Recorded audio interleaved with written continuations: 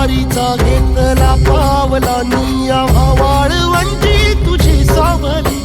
गळा भेट घेण्या भीमेची निघाली तुझ्या नाम घोषात इंद्रायणी